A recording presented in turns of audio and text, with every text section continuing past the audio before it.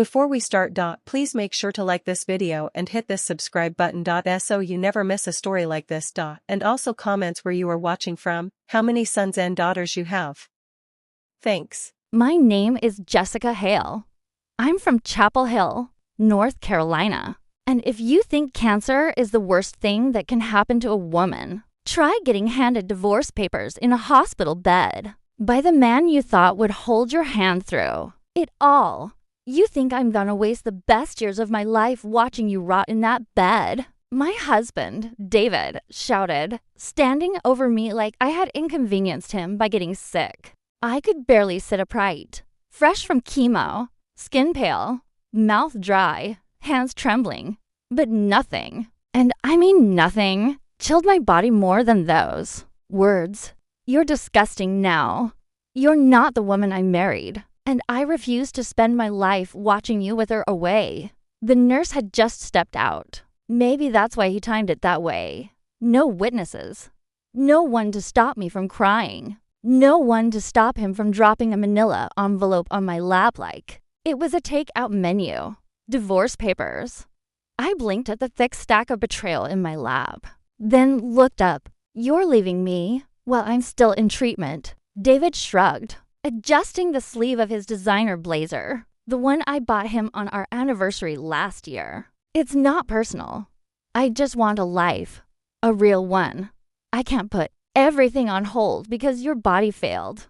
I'd been married to this man for 11 years, gave up my career in publishing to raise his kids, Madison and Connor, stepped in when their real mom bailed, nursed his father when he had a stroke, supported him through law school, cheered him on every time he made partner. And now that I was bald, weak, and clinging to life, he wanted to cash out and move on like I was expired milk. You think you can just walk away?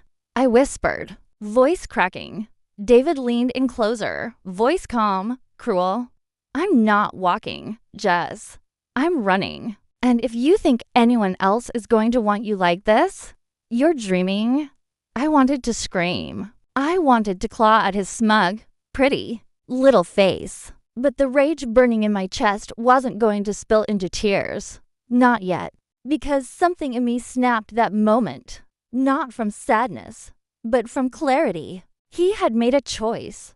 And now, so would I. The door creaked open and the nurse stepped back in with my from meds.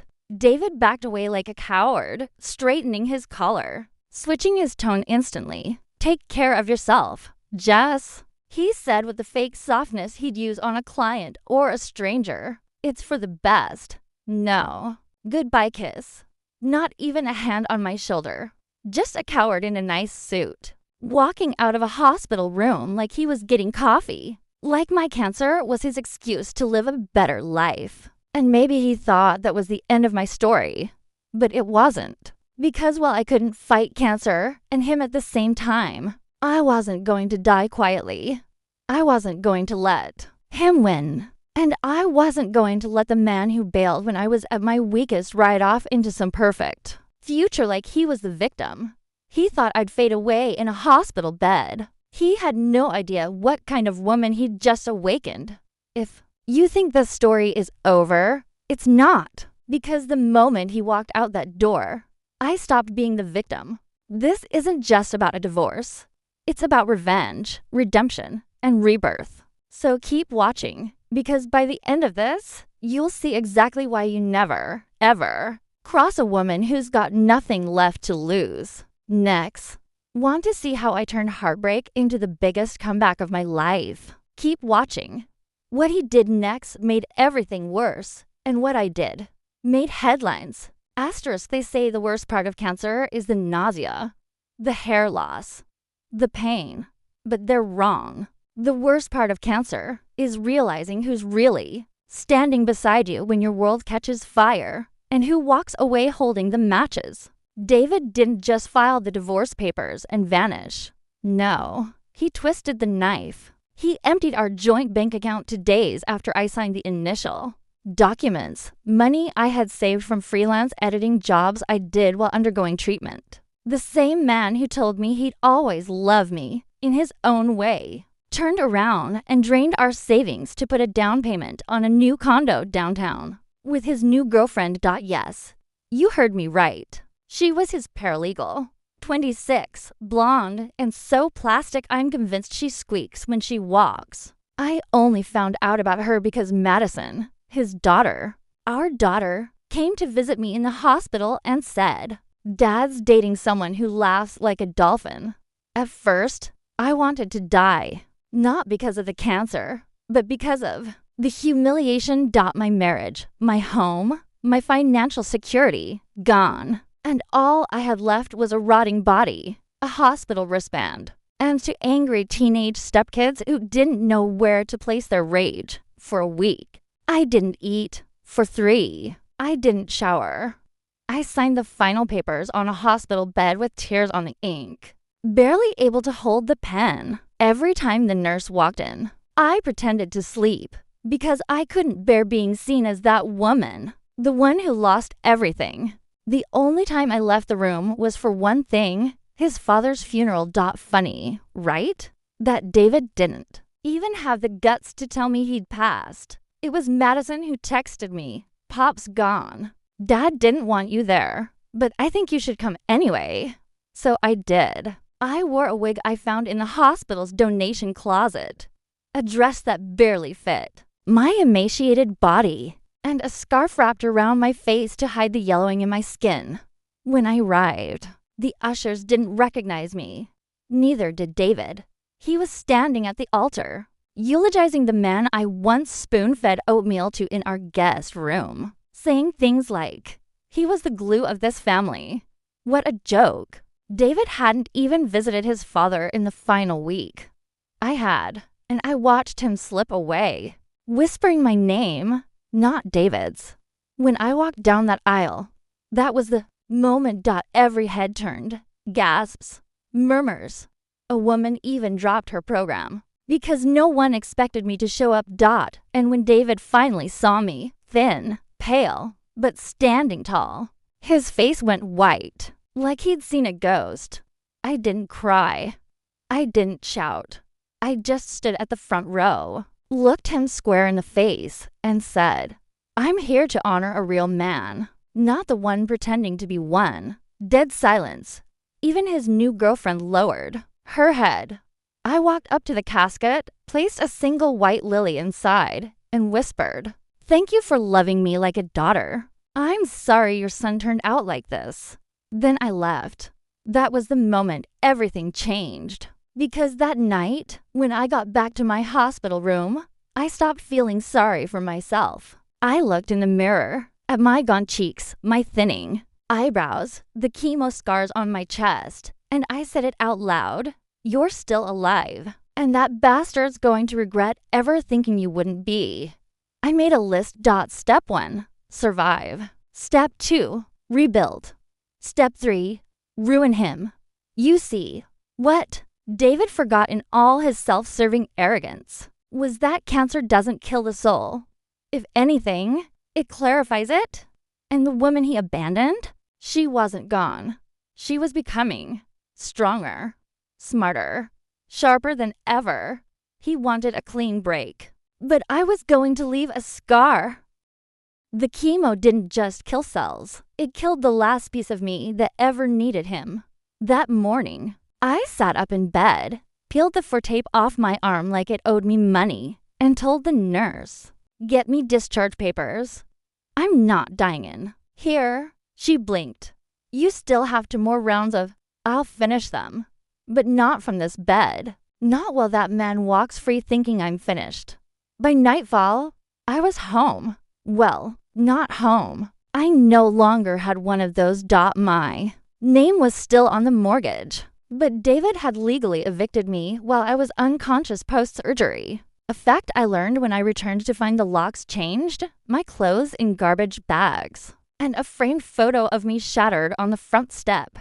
Guess what was still inside the house, though? My mother's piano, my wedding dress, my late dog's urn, the things that mattered. I called a locksmith, and I let myself in. David came charging back the next morning, slamming the door so hard it shook the hallway. His girlfriend clacked in behind him in 6-inch heels like a Barbie with no brain cells. Get out. Emma, you have no right to be here. I turned, standing in the kitchen, pale, bald, bruised, and smiled. You're wrong, David. I have every right, legally and emotionally. This house was never just yours. It was built with my sweat, my sacrifice, and my sanity. You may have walked out, but I'm still standing. And trust me when I say, you'll want to leave now. He laughed out loud in my face.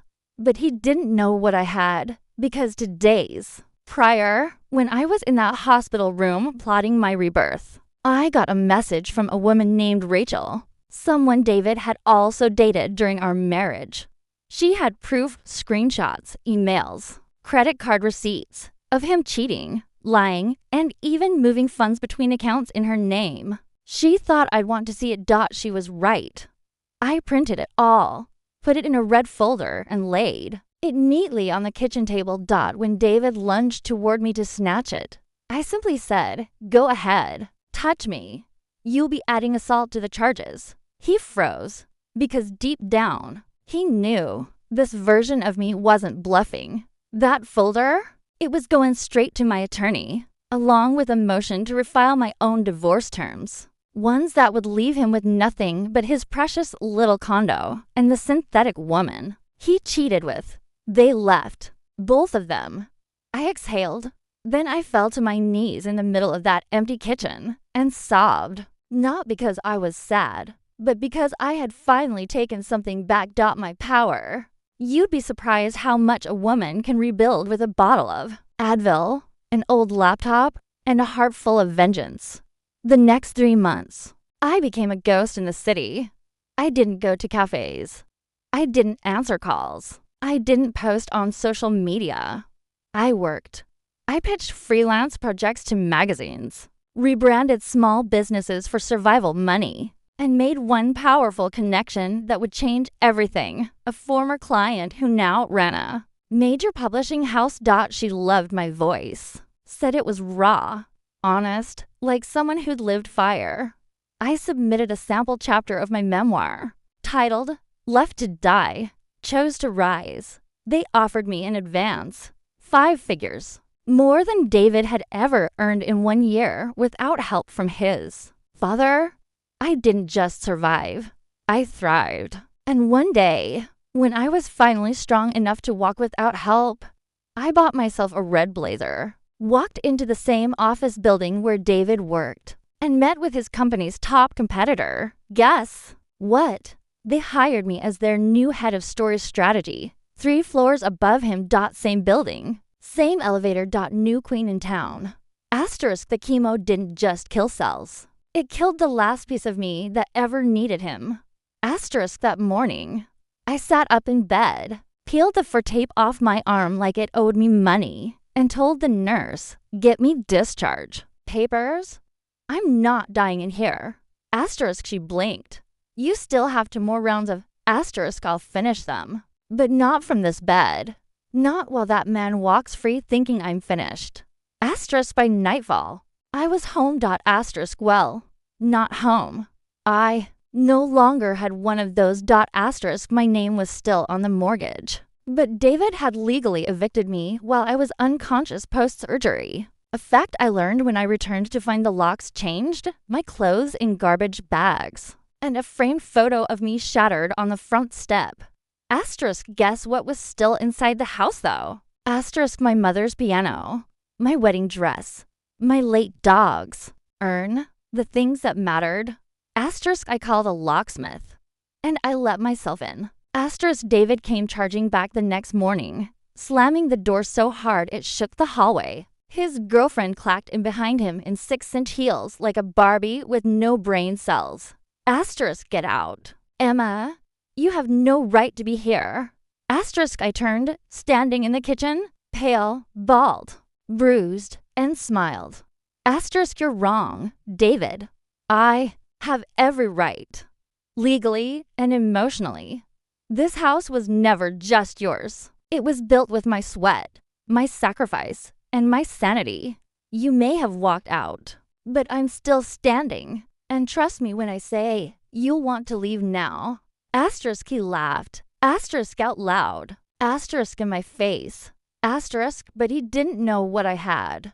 Asterisk because 2 days prior, when I was in that hospital room plotting my rebirth, I got a message from a woman named Rachel, someone David had also dated during our marriage. She had proof screenshots, emails, credit card receipts of him cheating, lying, and even moving funds between accounts in her name. Asterisk, she thought I'd want to see it. Asterisk, she was right. Asterisk, I printed it all. Asterisk, put it in a red folder and laid it neatly on the kitchen table. Asterisk, when David lunged toward me to snatch it, I simply said, go ahead, touch me. You'll be adding assault to the charges. Asterisk, he froze. Asterisk, because deep down, he knew this version of me wasn't bluffing. Asterisk, that folder, it was going straight to my attorney, along with a motion to refile my own divorce terms, ones that would leave him with nothing but his precious little condo and the synthetic woman he cheated with. Asterisk, they left. Both of them. Asterisk, I exhaled. Asterisk, then I fell to my knees in the middle of that empty kitchen and sobbed. Asterisk, not because I was sad, but because I had finally taken something back. Asterisk, my power. Asterisk, you'd be surprised how much a woman can rebuild with a bottle of Advil, an old laptop, and a heart full of vengeance. Asterisk, the next 3 months, I became a ghost in the city. Asterisk, I didn't go to cafes. I didn't answer calls. I didn't post on social media. Asterisk, I worked.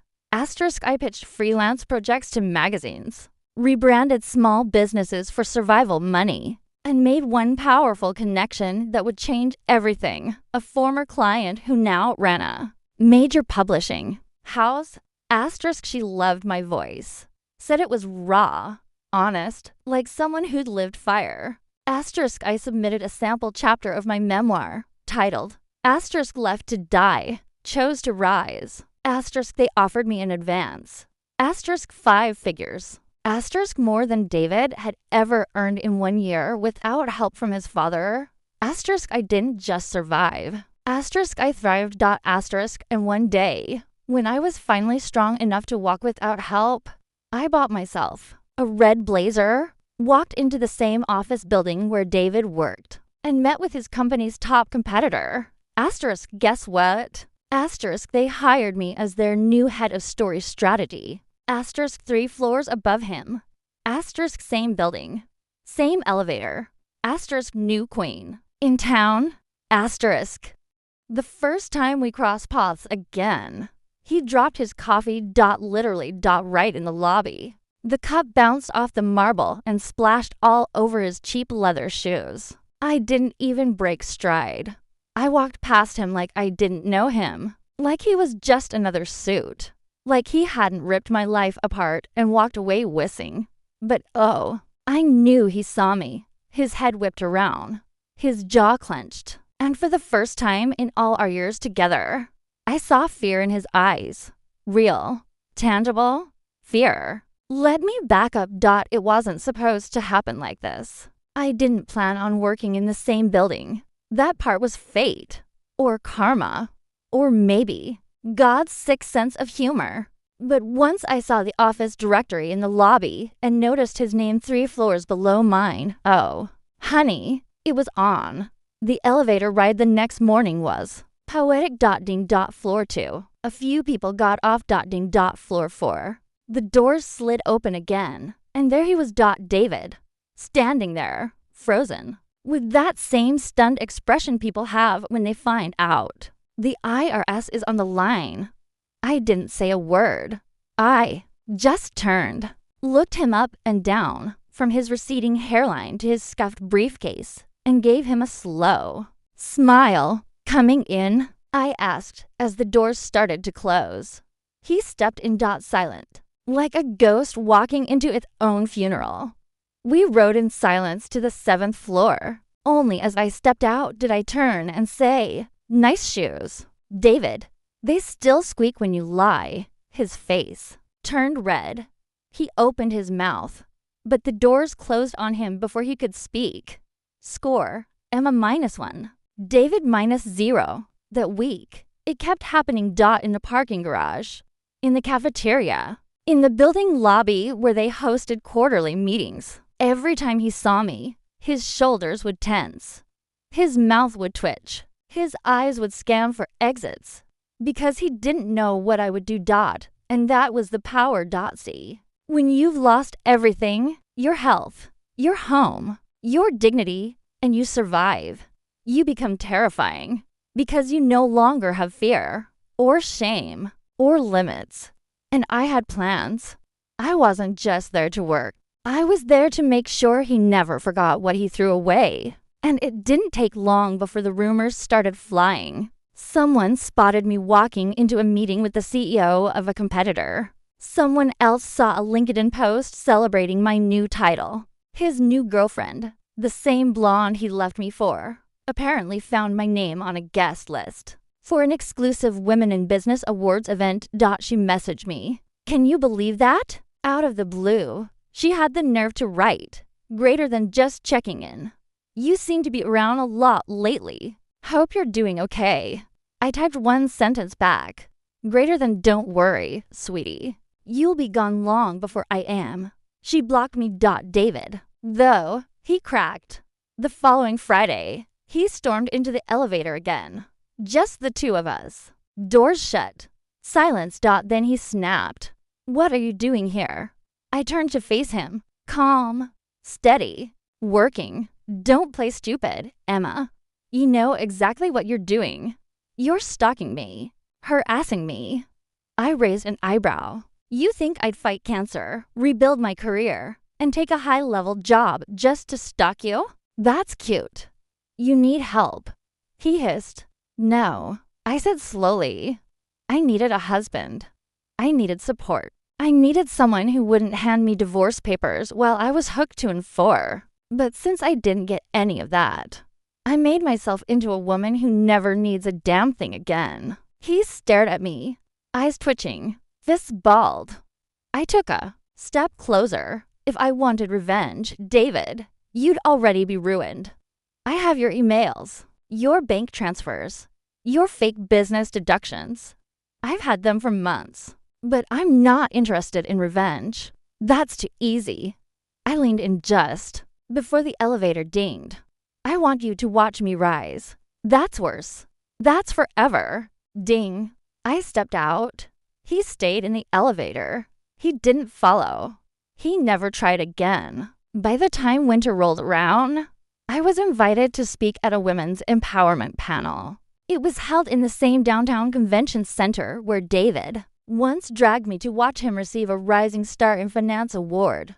Now I was the one on stage. Cancer-free, self-employed, book deal signed. Every scar a badge of honor.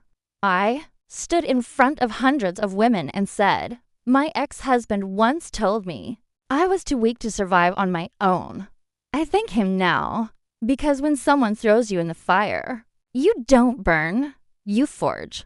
And I've never been stronger. The applause shook the walls. I didn't cry. Not this time.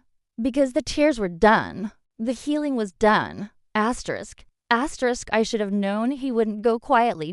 Asterisk, men like David never do. When they lose control, they don't reflect. They retaliate. Asterisk, so. I wasn't shocked when I got the letter. Asterisk, not a text. Not an email. A letter. Hand-delivered. Legal tone, full of arrogance. Asterisk, it said. Asterisk, greater than we are formally requesting the return of marital assets that were unrightfully retained during the divorce, including but not limited to joint investment proceeds, luxury, items, and any profit derived from shared resources. Asterisk, I laughed. Asterisk, loud, ugly, from the gut laughter. Asterisk, this man left me in the middle of chemotherapy with barely enough energy to stand. And now he wanted to talk about marital assets. Asterisk, no. Asterisk, he didn't want money. Asterisk, he wanted control. Asterisk, he saw my glow up, my success, my face on podcasts and panels. And it burned him. It made him feel small. and David couldn't stand feeling small. Asterisk, so this was his Hail Mary. His final move. Asterisk, a lawsuit. Asterisk, but what he didn't know was, I had receipts. Asterisk, I'd spent months after the divorce organizing every financial record, every tax document, every shady deduction he made behind my back. And yes, even screenshots of messages he sent to other women while I was in the hospital. Asterisk, and I wasn't afraid to use them. Asterisk, so I called my attorney, a woman I trusted deeply, and we filed our own motion. Asterisk, defamation, financial abuse, emotional distress. Asterisk, and we added every tiny detail I had tucked away. Things I knew he thought I'd never find. Asterisk, and then I waited. Asterisk 2 weeks later. We were face to face in a conference room. Asterisk him, me, our lawyers, and a mediator, with a voice like NPR and a face that said, I've seen it all. Asterisk, David walked in smug. Asterisk, tight suit, expensive watch. That same fake confidence he wore like cologne. Asterisk, he didn't look at me. Not directly. Asterisk, but I felt his smirk. Asterisk, until my lawyer opened her folder and slid a document across the table. Asterisk, his expression changed in seconds. Asterisk, because it was his signature. Asterisk, on a bank statement. Asterisk, linked to an account I wasn't supposed to know existed. Asterisk, an account used to fund vacations with his mistress while I was still paying off my radiation treatments. Asterisk, then she slid another page forward. Asterisk, and another. Asterisk, every page a nail in a coffin he built with his own lies. Asterisk, by the time we were 10 minutes in, he wasn't smirking anymore. Asterisk, he was sweating. Asterisk, shaking his leg, clenching his jaw.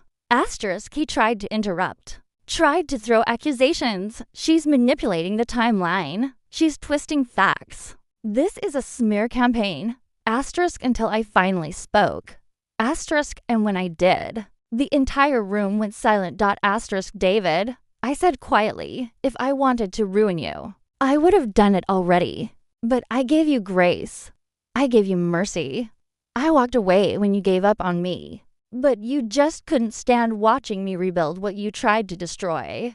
Asterisk, he blinked. Asterisk, I kept going. Asterisk, you thought cancer was the thing that would break me. It wasn't. You were. But I survived you too. Asterisk, he started to say something, but my lawyer held up a hand. Asterisk, we're offering a final settlement. She said. She walks away, again, with her dignity. You walk away without a public court case. Asterisk, and the best part, asterisk, it was all happening just days before his company's annual board meeting, where he was supposed to be up for promotion. Asterisk, one leaked detail. One public filing. Asterisk, it'd all be gone. Asterisk, he knew it. Asterisk, so he signed. Asterisk, shaking hand. Bitter eyes. No. Words. Asterisk, and when he left the building that day, it wasn't in a luxury car. It was in an Uber, alone, looking 10 years older than he had a year ago. Asterisk, meanwhile, I walked out and took a breath so deep it felt like my lungs were being reborn. Asterisk, that breath. Asterisk, it was freedom. Asterisk, it was closure. Asterisk, it was the moment I knew I'd finally won. Asterisk, not just against him. Asterisk, but against the fear, the grief, the guilt, the part of me that still wondered if I'd ever be enough. Asterisk, I was. Asterisk, I am. Asterisk. Asterisk, a few months later, I gave a TEDx talk. Asterisk, the title. Asterisk, cancer didn't kill me. My husband tried first. Asterisk, I told the whole story. Asterisk, raw, real, unfiltered. Asterisk, people cried. People clapped. Some even stood in the aisle after the show just to hug me. And as I stood on that stage, in heels I couldn't even walk in a year ago, I realized something powerful. Asterisk, he may have walked out on me when I was at my weakest. Asterisk, but that moment. Asterisk, that was my strongest. Asterisk. Asterisk, but just when the story should have ended, something happened that flipped my world all over again. It wasn't revenge. It was redemption. Asterisk. I thought that courtroom meeting would be the final chapter, the last page. Close the book, walk away, start fresh. But life has a way of surprising you, not with tragedy this time, but with grace. A few weeks after the settlement, I was asked to speak at a charity gala. It was for women's health, survivors, warriors, caretakers. I wasn't sure I had the strength. I'd spoken at small panels before, but this was a whole ballroom, people in gowns, spotlights, cameras. I stood backstage, palms sweating, legs shaking slightly. Then I heard someone say my name, Emma. I turned. She looked different. Her hair was longer, her posture more confident, but I knew her instantly. Lena, David's assistant, the one I'd met briefly during our marriage, the one who'd always avoided my eyes. She stepped forward, nervous, but steady. "I've been meaning to talk to you for months," she said. I didn't answer, just stared, unsure of what this was. "I owe you an apology, and the truth." I didn't want to hear it. I really didn't. But something in her voice, it wasn't smug, it wasn't rehearsed, it was raw. So I nodded, and she spoke. I didn't know at first. Not really. I knew he was married, but he always said it was over. Said you were sick, but bitter. Said you'd thrown in the towel. She paused, swallowed hard.